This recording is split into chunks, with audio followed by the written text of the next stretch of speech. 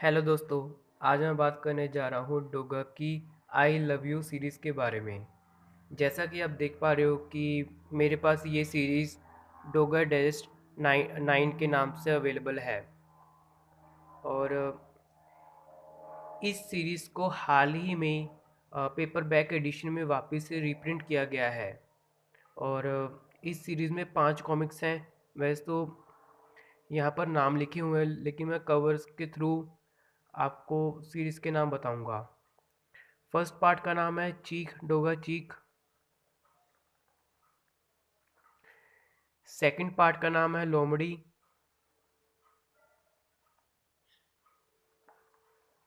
Third part का नाम है काली विधवा।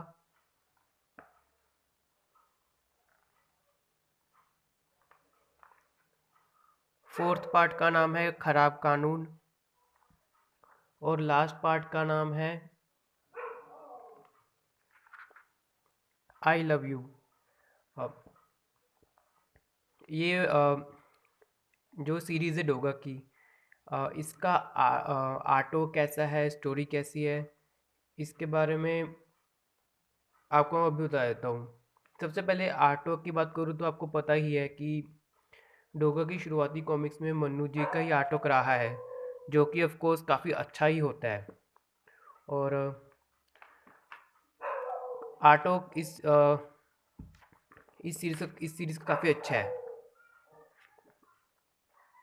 और स्टोरी वाइज की बात करूँ तो इस सीरीज़ में मेन स्टोरी के साथ साथ कुछ अलग स्टोरी भी चलती है, जिसकी वजह से ये एक सीरीज़ की तरह लगती है। ये 5 कॉमिक्स। और इसी सीरीज़ में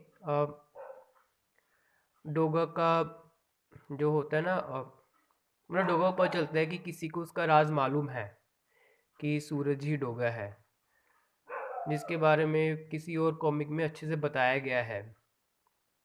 और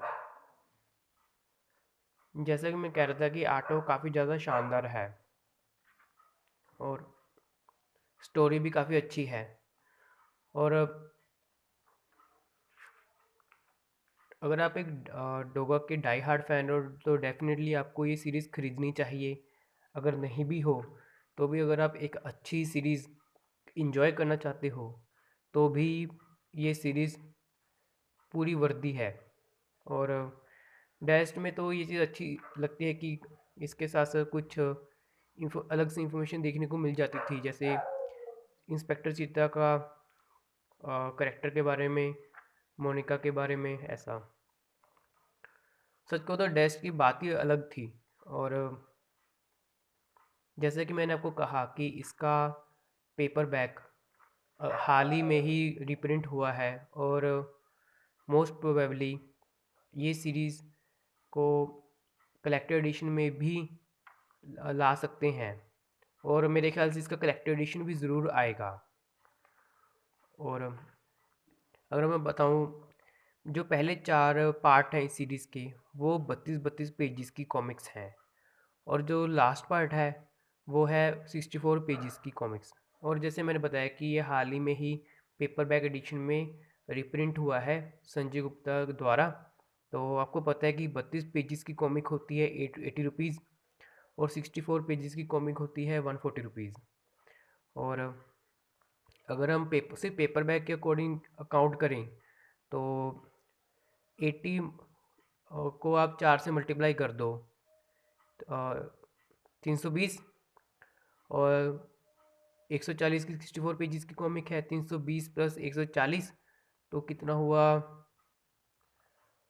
आई थिंक 460 हो गया पेपर बैक एडिशन।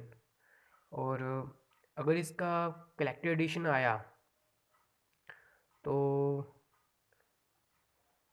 पॉसिबिलिटी है कि ये 1000 से ऊपर चला जाए, क्योंकि काफ़ी सारा एक्स्ट्रा कंटेंट देखने को मिलेगा, नोवेल्टीज़ देखने को मिलेंगी, क्योंकि हार्ड कवर तो हो गई ऑफ कोर्स। और बाकी कलेक्टर एडिशन का प्राइस डिपेंड करता है उसकी नोवेल्टी के ऊपर। अगर नोवेल्टी अच्छी होगी, बहुत ज़्यादा अच्छी होगी, अगर कलेक्टर एडिशन में बोनस कंटेंट अच्छा होगा तो 1000 से ऊपर है।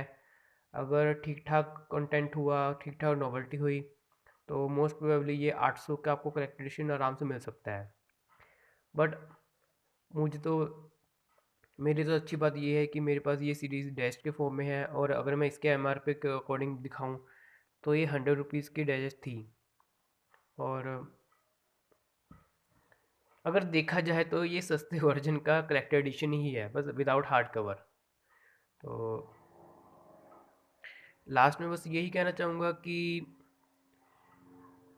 अगर आप डोगा के फ़ैन नहीं भी हो, और अगर आप एक अच्छी सीरीज़ को अच्छे से इंजॉय करना चाहते हो, चाहे आर्टो के हिसाब से, चाहे स्टोरी के हिसाब से, काफ़ी ज़्यादा शानदार है। और इस सीरीज़ में पहली बार काली विधवा का अपीयरेंस भी हुआ है, उसकी भी अलग कहानी इसमें चलती है।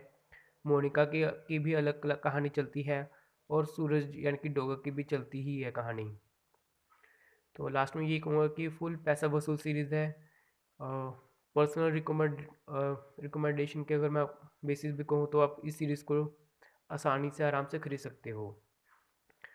तो ठीक है दोस्तों, आज के वीडियो के लिए इतना ही। मिलता हूँ मैं आपसे नेक्स्ट वीडियो में। Till then bye.